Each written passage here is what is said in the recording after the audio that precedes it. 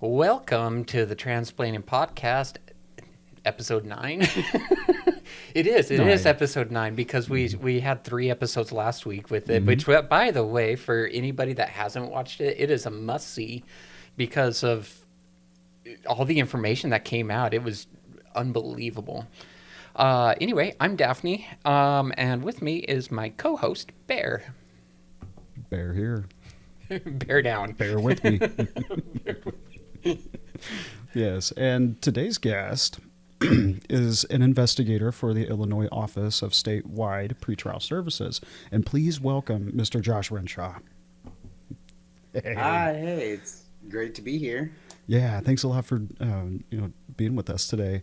And Yeah, no And for coming on short notice. yes, big shout Yeah, out. no problem. Big shout out. Thank you very much. And Josh and I actually have a history together. We actually met in a chat room what feels like about 100 years ago. And we have maintained a friendship. Chat room. Yeah, we've maintained a friendship the whole time. And I will give you a personal shout out, Josh, that you were the one and you sort of led the way. And I followed in your footsteps and your guidance on my journey. So I wanted to thank you. Thank you for Yeah. being so open to, at the time, just kind of walking me through your process. And so I I just followed you. And so thank you for that. Yeah. And Oh boy, yeah. I didn't have a clue what I was doing, so I'm sorry about that. no, You followed me. I was The blind lost. leading the blind. Yeah. no, you definitely paved a Yeah. path, and I was able to Yeah. sort of kind of figure out, along the way what I was doing. And so, thank you for being so open, and Yeah. assisting me in my journey. Yeah. No problem. Yeah. Well, then, Yeah, with that being said, I think the next step would be let's hear about your journey. However it started, we can go all the way back as far as you Yeah. want to go. All right, yeah. So I always knew that I wanted to be a boy. I just didn't know that it was an option. Um, I remember when I was young, there are lots of signs now, like looking back. But I always used to play with boy toys. I remember I wouldn't swim in like a swimsuit. Yeah, boy toys. Boy toys. Um, you know, um, I wouldn't swim in like a swimsuit. Like I wanted to wear swim trunks, but then couldn't. So I just wore my clothes in the pool. I remember one time my mom was really excited because she found a Ninja Turtle swimsuit and she's like, "Oh Yes. my gosh, this will work." And so I Aw. actually wore that and I was pumped about that. So your mom I was remember- accepting. Yeah, she would have been. She wasn't still around when I came out as trans. She passed away when I was 11. But I think she would have been very accepting. And I don't think it would have surprised her at all. I remember this is kind of a funny story, but she used to run a home daycare, and every once in a while we put on plays for the kids' parents, and all the kids would be involved in it, and she'd want us all to pick our parts. And so she'd always be like, "Do you want to be like we did like Cinderella?" And she's like, "Do you want to be Cinderella?" And I was like, "No." And she's like, "I wanted to be the prince, but I couldn't." And she's like, "You want to be like the fairy godmother, the stepsister?" And I was like, "Oh, no, that sounds terrible." I was like, "Can I just be like an animal, I guess?" And the only costume we had at the time was of Bear. an animal was a cow. It was a cow costume. Right. And so we have this home video actually, of like the play going on, and it's like the fairy godmothers are like bippity boppity, whatever, and like making her look pretty and stuff. And then off to the side, you see me as a cow just like wandering around. Had nothing to do with the play. Just over there, move. I'll move Like over I would here. I'd rather be a cow than any female part in a play. Yeah. No, that would have been my reaction too. Just let me be a Cow. bear, Yeah, cow, just let A me bear do cow. anything. or a tree. I would have been We happy had- with it as a tree. A tree, right? Blowing around. We've now entered the South Park realm of Oh, you're no. a bear cow. Oh Yeah. no, Yep. Man, bear pig. man, bear, pig. Oh no. Yeah, and then I think it was like age 10 or 11 that I discovered chat rooms, and it was a friend of mine who was like, told me we should go into a chat room and actually made the comment of like, you can be whatever you want to be in a chat room. And so like we went in Nice. as a guy, and see, she's not trans at all, and so she didn't even realize the fact that that was so validating for me, and I'm sitting there just thinking like, oh my gosh, I want to do this more. And then I just continued going into chat rooms, and I felt guilty about it for a long time because I was like, I felt like I was lying to people, and I really struggled with that. Like, this is wrong, but at the same time, nothing in my life has felt more validating than being there. Right. So it was like, this is the best thing I've ever felt. I don't want to stop it, but I also don't want to lie to people. So it was kind of an internal struggle for a long time. But yeah, that was probably a big sign for me. It was the cow. It was the The cow unlocked it. and then Yes. Brought out your true potential. Yep. That's exactly what it was. yes, I can relate because we were in, chat rooms for the same reason. And it was comfortable and it was validating and it was the best thing because it was so anonymous, and I didn't exactly, feel guilty because it felt so, affirming and so right for me. Yeah. And so I never felt guilty for lying because I wasn't. And it was Right. just a way to express, I mean, but in the chat rooms, were you guys saying, hey, by the way, I'm trans? Or were you just in there like, hey, I'm just a guy? no, we were not. No, I I didn't just said I was a guy.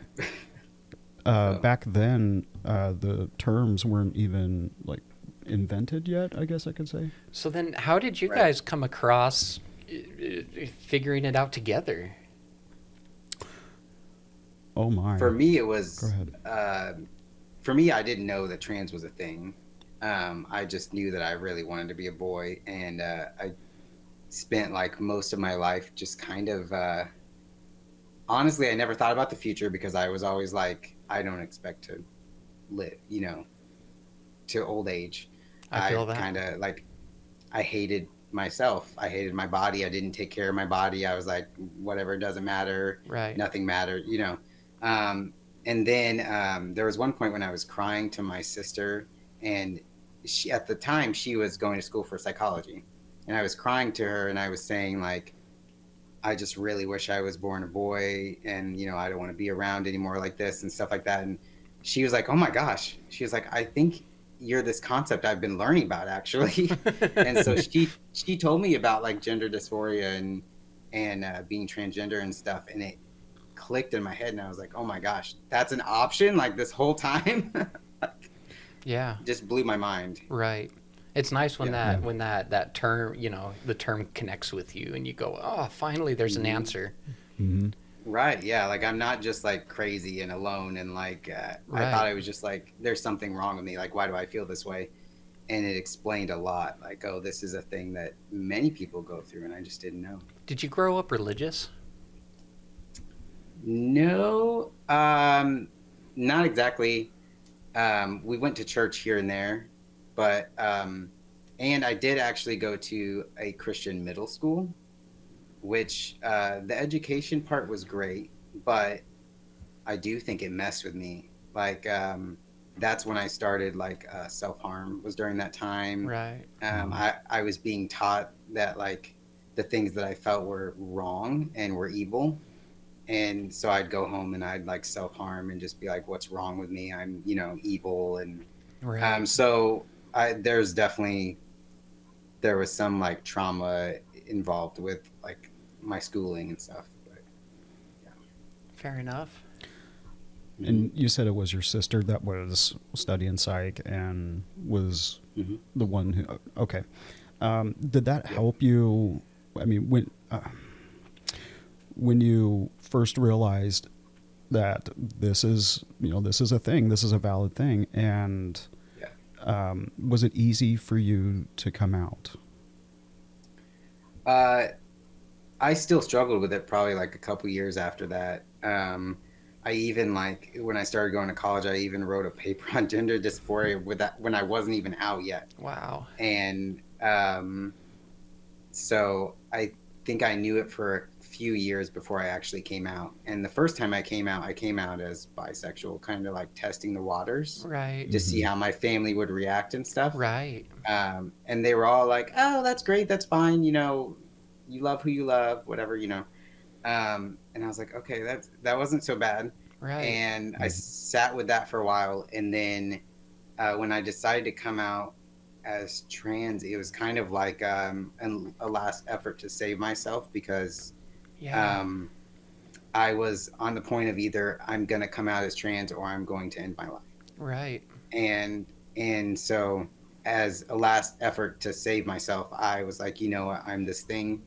And I just figured if they don't accept it, there's my answer. Then I just end things and, you know, Right. And trigger warning for but Sure. yeah, Yeah. sorry. Um, and my dad, when I told him I'm transgender, I'm going to start transitioning to male, his response was just, "That's great. I've always wanted another son." Wow, that's beautiful. And That is very beautiful. yeah, yeah. And he made some joke about it, evening it out because there were two boys and four girls, and then it, you know, so he's like, "Oh, that's more even anyway." So, and most of my family was very accepting, you know, except for a few cousins and stuff. But I had very good responses from people. And you were in the Midwest this whole time? Yes, I moved to Nebraska for a while. I was actually in Nebraska when I came out, but I grew up in Illinois, and now I'm back in Illinois again. But yeah, How did the community accept that? Like your family was there, but then, you know, people um, around, how did that go? it was mixed. It was like it was weird because I was in college when I started transitioning, and Okay. I was right in the middle of classes. I was in the middle of semester, so I started the semester going there, like presenting female, and then halfway through, I like show up one day and I'm dressed like a male, and I have like my hair cut and stuff, and people were just kind of like, "Who the heck is this?" You know. Right. So it was difficult. I actually dropped out of classes that semester because I was like, "This is too weird. This is like weirding me out." Did you show up more Um, like a butch lesbian first, or did you just switch all the way, you know, just start dressing? yeah, I looked like just like a tomboy. I already dressed kind of just like in sporty clothes and comfortable clothes and stuff, Right. um, but I didn't really tell anyone that I was even thinking about the fact that I was transgender. So your name hadn't changed yet, or you weren't presenting with a different name at the time? Nope. Fair enough. Was it easy for you to change your name? Like, did you come across any roadblocks? Um, no, it was all right, and my dad helped me with a lot of stuff. He's had like the dream transition. Yeah, Everybody was accepting. Everything Yeah. just went smooth as Yeah. pie. yeah. No, it was. My dad helped me with a lot of stuff, like even like my top surgery. So right after I first came out as trans, I did attempt, and I ended up um, in like a recovery center. And my dad called me and was like, you know, what can I do to help you so that this doesn't happen again? Like, I Yeah. want you to be happy. Hmm. And I said, top surgery. It was like, I can't afford it. At the time, I didn't know if like, I didn't know anything about insurance or whether it was covered or not. Um, and he was like, okay, let's do it. Like, whatever we have to do to save your life. And so he paid for my top surgery, and he helped me go through the name change process. I actually, oddly enough, I had more issues with the name change stuff when I moved back to Illinois, which you would think Nebraska would be more difficult about it. Yeah. Nebraska was pretty easy, like to get a new driver's license and everything. It was all easy. It was Hey, always wait, Yeah, though. I got a question though. yeah, yeah. So you're dealing with SI still. I mean, everything was going well for you. You had family that accepted. You had, half of the community, anyways, accepted, and you got the name change. Like, what would drive you there if Yeah. everything's going well, and Um, top surgery is the thing that fixes it? Yeah, what was the Right. unexpected? Yeah, So I did lose some friends because of it. And the relationship that I was in at the time, it was an online relationship. And uh, she kind of like blew up at me about the whole thing. Yeah. Um, and was kind of, making comments. She was like disgusted with me and all this stuff. Wow. And I lost some of my online friends, didn't want to talk to me anymore. And so it was a lot of that. I did have um, one brother-in-law who made a big stink about it and like wouldn't let his kids call me by my chosen name and stuff. Right.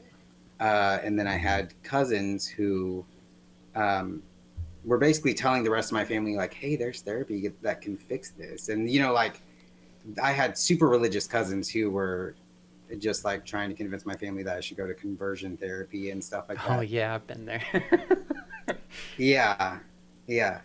And so my sister thankfully like had my back with them and was like, if it's either I have a brother who is alive, or it's either he's not going to be here anymore, or he transitions, then I gladly have this brother that transitioned. And I think that's so important because there's a lot of people Yeah. that don't understand that concept. But I mean, and a lot of people carry the idea that, oh, you're suicidal because you're trans, and they don't understand that, Yeah. hey, this is the thing that fixes it, and you have a choice. Hmm. Do you want them in your life or not? Whether or not it's by proxy where you choosing to keep them in your life, or whether it's that you're just not in life, but it's so important to realize that, hey, the support makes such a big difference.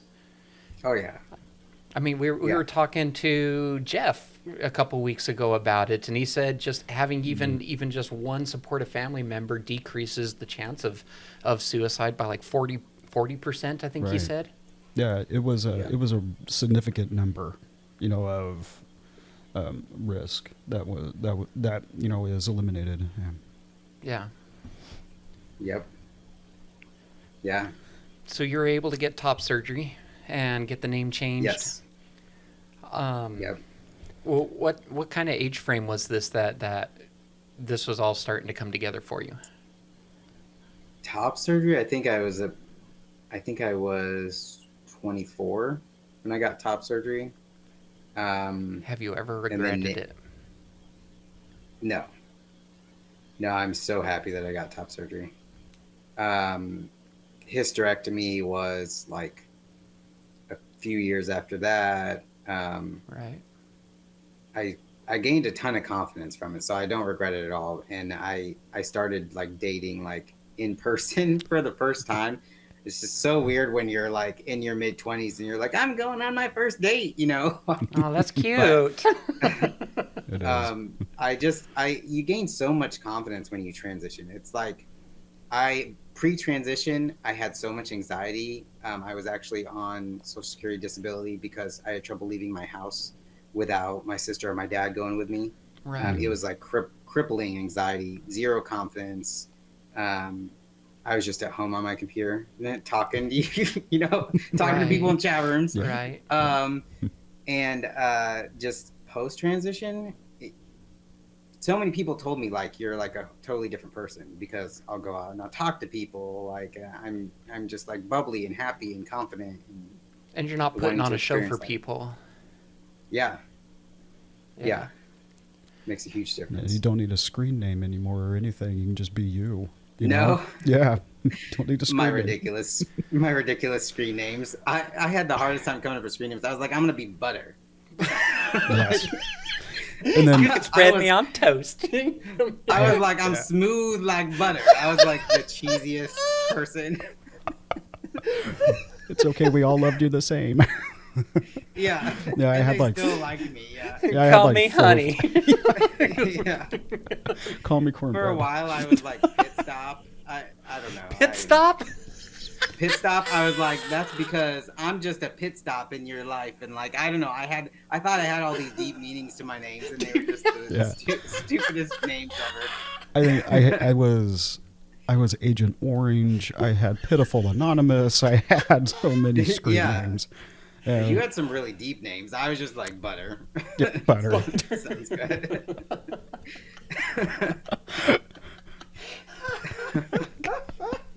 I can't with you too. We were so cool, you know. We were. The coolest people in the chat room at age 12 or whatever. 15, 16 for me. That's when I kind of met Yeah, I guess when we everyone. started talking, it was a little older. Yeah. Because another mutual friend who also appeared on the podcast, DJ, her and I kind of met around all the same time in the same chat room, and I remember I was 16 because I drove to go meet her and have a little lunch Yeah. date. Yeah. Oh, that's cute. Yeah. Yeah. DJ is awesome. I've also met DJ. It's yeah, she's met like everybody, I guess. Right. Yeah, right. she's pretty Yeah. remarkable person. Mhm. And Definitely. stepping back, coming or mentioning again that okay, you're in Illinois now, and from Nebraska. I wanted to ask if you have found a LGBTQ supportive community. Yes, actually, I co-founded our trans mass group in Springfield, Illinois. I met up with one other trans guy, and he was so excited. I was the first trans person he had ever met, and he's like, "You're Wow. trans! Oh my gosh!" And he was so excited about it, and it was just great for him to have like a resource. And so I was like, you know what? Let's start a thing where like we bring more trans people together, and so we'd have meetings regularly and talk about trans issues and trans resources and stuff. So yeah, I have a huge trans support group now in Springfield. At first, it was like three people Wow. meeting down in the basement. Yeah, yeah, yeah, pretty much. Hey, someone bring the popcorn because I got the butter. Oh my god. No, we met for a while. We were meeting at like Mellow Cream, and the Mellow Cream workers are probably like, "What is happening?" Because all of a sudden they have like 10 just trans people walking in there, once a week. But Yeah. get some donuts, Hey, so I have a question here. You mentioned, is Nebraska that you're finally feeling comfortable, you're fine, you're able to come out and walk around and such. How long were you on testosterone at that or were you on testosterone at the time? So I was on testosterone for maybe like 3 months before I had my top surgery. So I had just started testosterone pretty much during that time. I already had I had higher levels of testosterone than most females, That's interesting. Yeah, so I already had some like facial hair growth, like very weak, but I had some pre-testosterone shot. So it wasn't too difficult. I don't want to use the term passing, right? But you were very much in a space where people saw you and after top surgery and just went, "Oh, there's a guy," or was there still confusion there? Kind of until I talked. My voice was not super deep. So as long as I'm just like, He comes in. I'm You from know, Saskatchewan. yeah, yeah. How did you deal with people who did like either misunderstand or misgender you? I've always told people like intentions matter a lot to me. If you aren't intending to be rude about something, I'm not gonna take it that way. Right. I can like gently correct you, like, oh, it's he, him, or whatever. But Right. I'm not gonna be a jerk about it if you're not trying to be a jerk about it. But Right. there are also those people who ask questions or misgender you intentionally, and that I just choose not to respond to. Like I'm not gonna answer any questions if you're being rude about it. Well, were you finding situations where I'm trying to find the right words here, but basically where you were experiencing danger or anything like that, threats of any kind because of the transition. Um, I mean, I've gotten comments before. I had other friends who experienced things. So there Right. are certain things that I avoided, like public restrooms. I tried to avoid those as much as possible. I mean, I still kind of do. Um, Fair enough. uh, I had a friend who was like trapped in a bathroom and like mocked and was I've scared been to there. leave the bathroom. Yeah, yeah. And it was at the college that we both went to, and he was actually like chased off campus, and they threw things at his car as he was Oh my driving God. away. So, yeah. But thankfully, like I think it helps that I'm such a homebody and I don't really go anywhere. So in my home I'm safe, but You're just slick as public butter. restrooms, yeah, slick as butter. Just slipping, slipping out of the dangerous situation. She's not going to let that go. She's Yeah. not going to let that go. Oh my gosh, that's funny. Okay, so are you mentioned that you were starting to date in person. How did Hmm. that go? That was super difficult for me at first. I like was really conflicted about the whole. Do you tell someone before you go on a date so that they know, but then risk the chance of them just not wanting to talk to you ever again? Or do you Yeah, tell them after the first date so that they get to know you as a person and then can decide if they want to continue dating you or not? but then they're risking Um, feeling betrayed too, or something like that. right. Yeah. Um, and so I went on a few dates and I didn't tell them until after the date. Thankfully, they were pretty cool about it. We didn't continue dating. I don't, you know.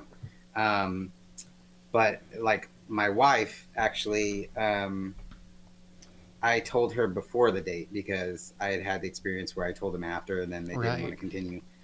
So I told her before on the phone. I was like, "Yeah, so I'm transgender," and she was like, "Oh, I know what that is. I watched Degrassi," and Oh my I was God. like, I was like, I don't even know what Degrassi was. So I was like, "Oh, okay, cool." um, so she was like, Right "Yeah, on. that's totally cool. That's fine." Um, and she was cool with it. Some of her family was a little iffy. Her mom was great about it. Her mom was like, "Well, does he treat you well?" She's like, Aw. "Yeah."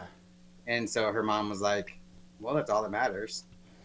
That is So really yeah, Damn. I sweet. That really, is really, really I sweet. looked out. I'm sorry. I wish I had like more trauma to share. Yeah. Like, No, no, Trauma. no. That's no. This is perfectly fine. I'm very yeah, happy with your story and your journey because it kind of gives hope. Yes. It yeah, gives hope. So yeah, no, this is good stuff. yeah. And I am glad that like so many more people know about what transgender is now because I think Right. that would have saved me. That would have saved me so much. Like to this day, I still have like some like back issues and other issues that could have been prevented earlier on if I actually cared about myself at that point.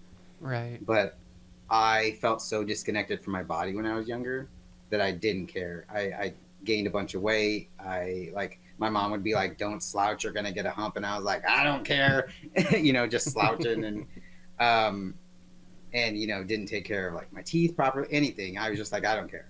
And had I known when I was younger that there was hope and that I could transition, I would have taken such better care of myself. And I'm just glad that kids now Right. they have the opportunity. Yeah, I was just going to ask like, what would you tell your younger self today? Oh, good Oh You question. yeah, know, yeah. yeah, yeah. I would tell myself that there is hope that I can transition. Like this is an option for me, and then it's I don't have to just hate myself and suffer. I think that's beautiful. Oh yeah. Yeah. Oh yeah, absolutely. And I want to go back to the, I guess, group organization that you founded. Oh yeah, What was the that Trans again? Mass Group. Trans Mass Uh, Group. Okay. yeah, we literally just called it the Trans Mass Group. I wish we had something more creative, No, that's but fine. I wanted to ask, like, TMI. huh? It's yeah, TMI. Oh, The trans TMI. yeah. There you go. I wanted to ask That would if, have been great. yeah, Transmask interface.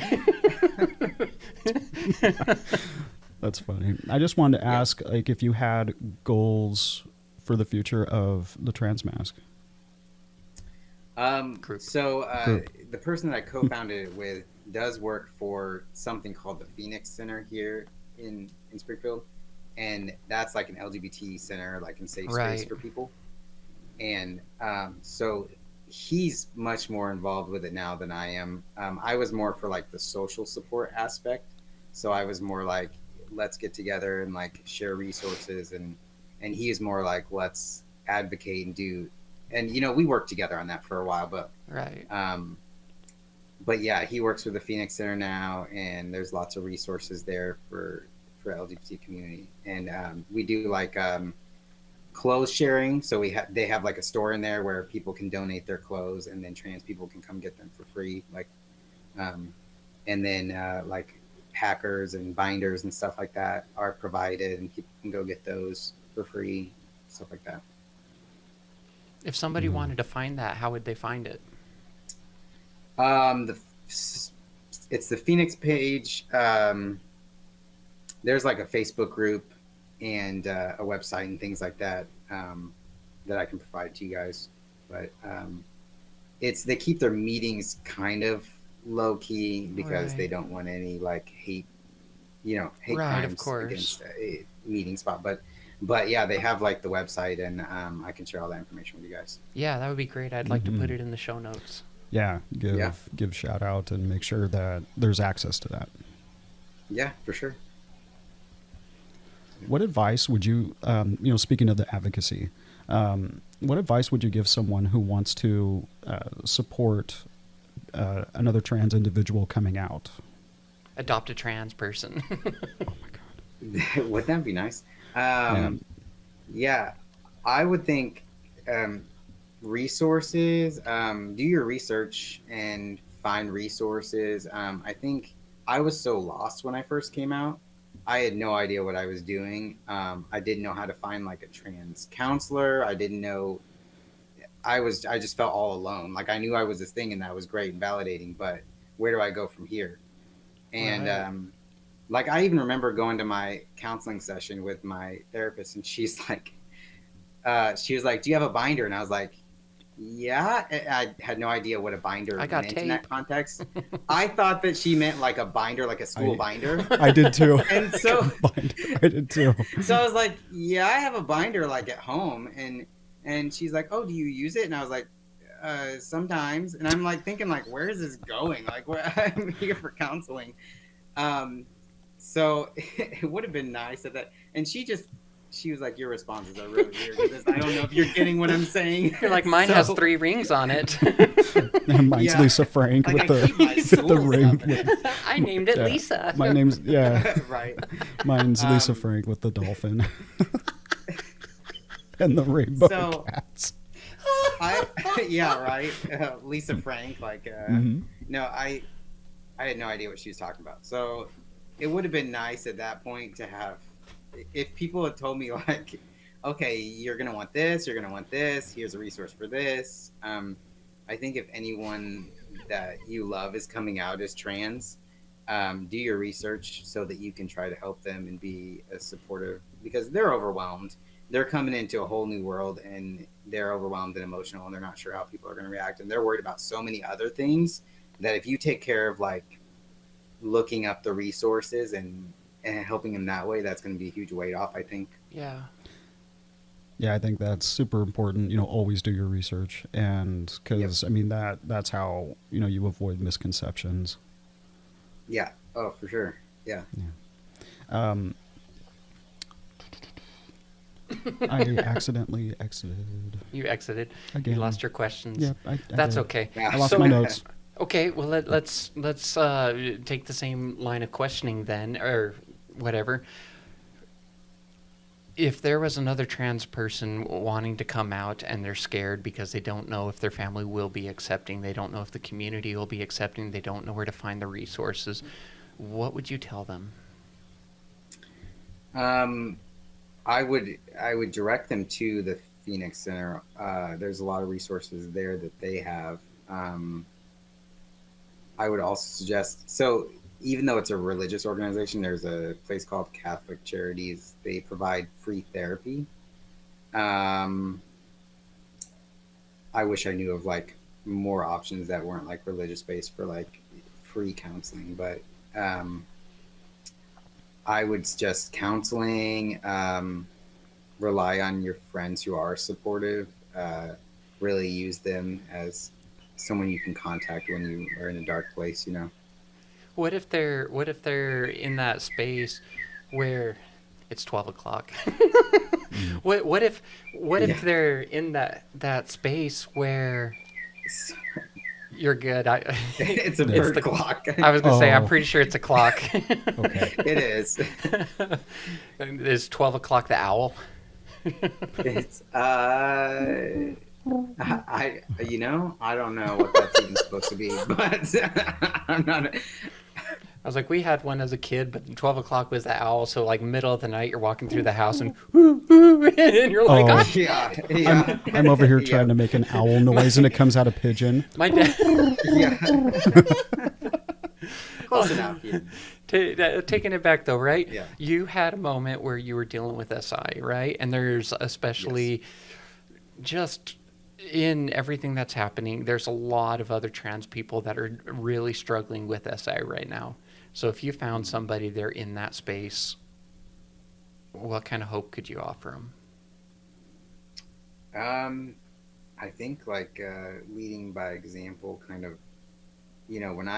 When I met other trans people, it helped a ton to show me that there's hope.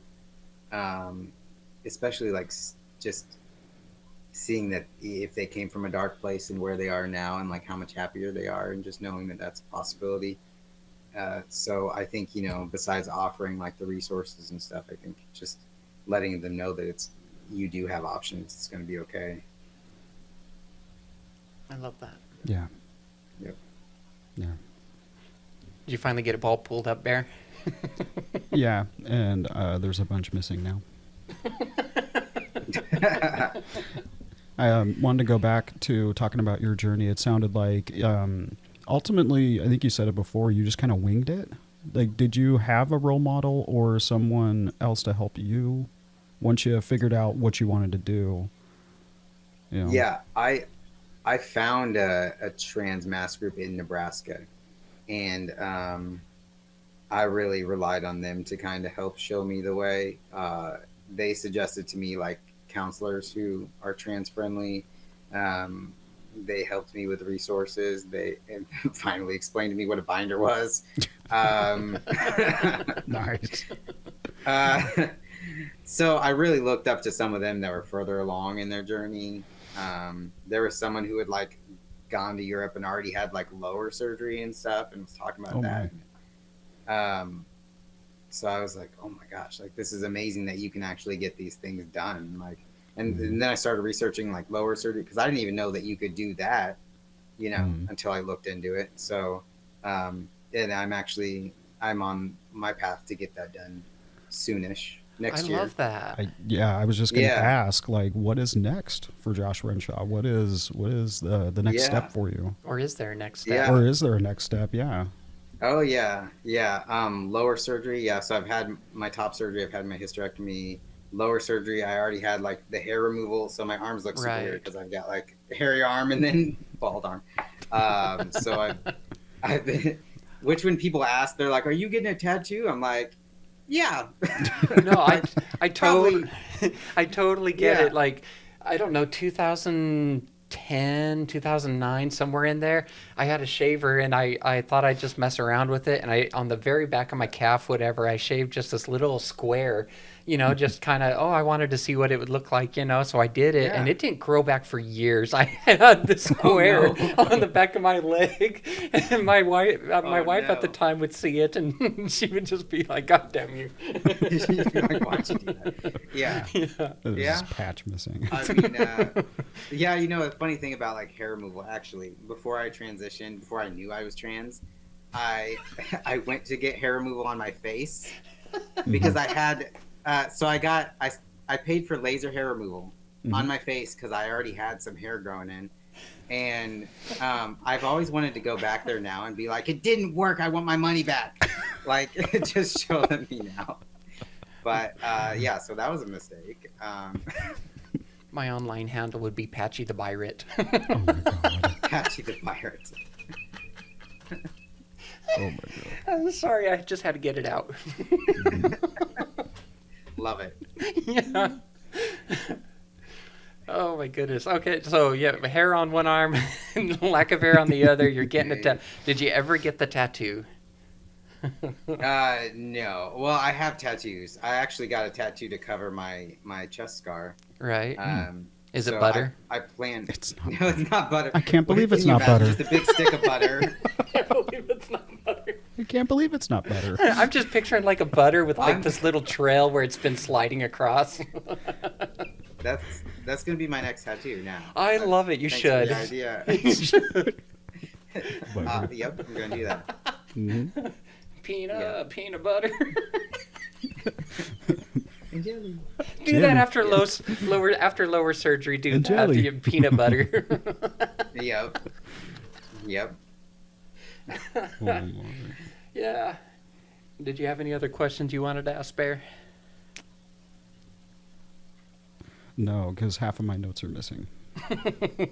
That's okay. Like I don't know. I really like this because it shares that there is hope. Like some people won't have that affirming family, but some people will. And so Yeah. maybe it's same process where you test the waters out before you come out, but. I mean, there is hope for some people, that they will have that. They'll have the support of adults, and I think more there's more information coming out about it. I think more people will be supportive, especially over Right. time. And so, I think there's a lot of hope for people to be able to come out and talk to their parents and have that supportive person that'll help walk them through that process. There's a lot more support groups out there. So Oh, yeah. I think there is hope, and I think the story just shares a lot of that and illuminates that. Yeah, I would agree because, Josh said that, he did, lose people. He did lose friends. And to come back and still, stay true to who you are, I mean, I think that's remarkable. And, he never gave up. You never gave up, buddy. Yeah, yeah. And I think it's being trans can also be like a pretty cool experience in some ways because when you're raised female and then you transition to male, you kind of see a little bit of both sides. Right. And I can Same see going the clearly other like way. right, I can see clearly like a lot of the toxic masculinity and how Right. people are really not being their authentic selves. Like when you come out as trans, I had people who were like, well, you're gonna have to start drinking beer and like working on cars and watching sports, and I'm like, no, I'm still gonna watch soap operas and sing to Mariah Carey. Like this is what I enjoy, right? So you can, like, it's kind of cool because I got to enjoy certain feminine things, and I'm not gonna lose those just because I transition. I'm still me. And then Right. transitioning to male, I get to also pick up other things that I like I enjoy like working on houses and construction stuff. And so it's like I mesh the two together, and it kind of makes for kind of a strange person when you like you explain your hobbies to people. You're like, yeah, I like watching soap operas and doing construction, and they're like, okay, but I like it's swinging a hammer and swinging a hammer. Oh my God. yeah. Yeah, I can kind of relate. I was into sports, but I can also turn around and make a mean pan of muffins. And I like to Right. I like to cook and Right. cook and bake, and then turn around and represent the UPA and being a power lifter. And I can relate to when you say you get the best of both worlds. You kind of get to, Yeah. and it stays with Yeah. you. You don't have to live by the constraints of society where they tell you like you have to be this one way because you've gotten to experience both, and Right. it's kind of cool. Right. And then, going the other way as the estrogen starts to kick in and the testosterone's dropping down, you get to see those changes with your body. You get to feel the differences and those kind of changes kick in. And I think it's important to illuminate that can be such an empowering thing to go through that experience. And it is a cool experience because you do get to see both sides of it and you get to experience Right. the changes and feel all of that. What would you say was like the best part of that for you? For me, it's just being like unapologetically me, just being authentic and just it's kind of funny to like see looks from people too when I'm like singing to Cher and then and they're just like, what's this dude doing? But I really just enjoy getting to do what I love, like whatever it is. It doesn't matter if it's feminine, masculine. I'm gonna do what I love. And when you start doing things like that, the people who are around you, like those are true friends. The people who like, Right. they're like, yeah, I love you for you because you're so unique, and But there wasn't like a moment where like the facial hair's coming in and you're like, oh my gosh. yeah, Oh my gosh. This is it. yeah, Today's the day. yeah. When your voice starts cracking mid conversation, and you're like, oh.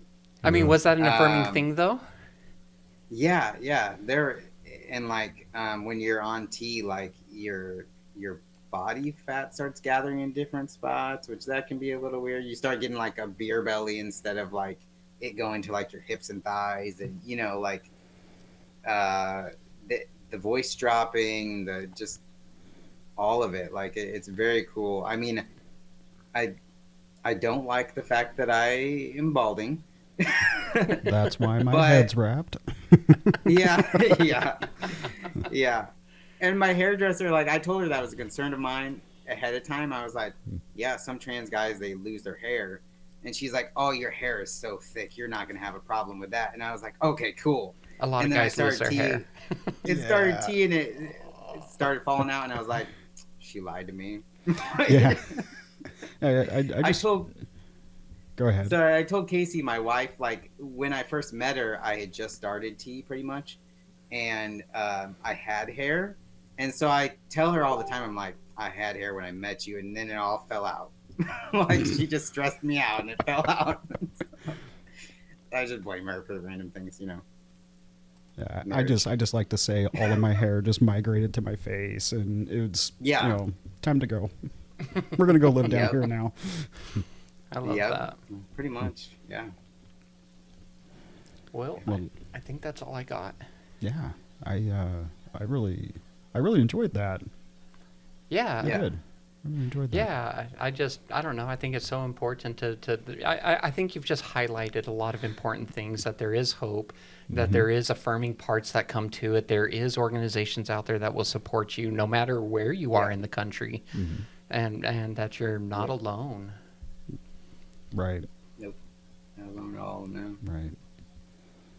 All right. Well, Josh, thank you so much for coming on the podcast, especially Yes. short notice. Yes. That was just so Yeah. helpful. Yeah, thank you for having me. It was fun, like getting to talk about it with people who understand, Right. Mhm. like who've been through it. So yeah. I mean, I went the backwards way, but yeah. I feel like that's weird. Yeah, but Backwards don't way. say it that way. Back it up, back it up. Back it up. Smooth like butter. Oh my god. He brought it back. There you go. I love it. Awesome. Well, again, thank you for so Yeah. much for coming on the podcast. We really appreciate it. Yeah, So. thank you. Yeah, Appreciate no it. problem. Yeah, I don't know what else to say other than, thanks for everybody that's listening to this. Oh, and also, I think it's important to also throw out there, we have a new member of the team, Peyton. Yes. And, they're helping us out with some of the blog posts and some of the Facebook stuff, any of that kind of stuff. We're also working on getting some kind of transcription of the podcast episodes. Yes. Yeah, so we're working on that. Peyton's being such a huge help with that, and so we're grateful to have them with us. And outside of that, if there's other people that want to come talk with us, they either know somebody that has a good story that should be shared, or if they want to come share their own story, they can reach out to me at Daphne@transplantingpodcast.com, and they can reach us that way. You can find us on Facebook and Instagram and YouTube and Spotify. Yeah, we're on all the socials. I am not so great. I'm not so great at keeping up on some of them. That's something else we could use though. Yeah. If there's somebody who wants to come on and help me make shorts and reels and that kind of stuff, it would be so helpful. So again, just reach out to there at Daphne at Transplanting Podcast, and we'll see what we can work out. Otherwise, I think that's all we got. Yeah, and thanks for tuning in and joining us, and we'll see you next episode. And as always, Welcome to the family.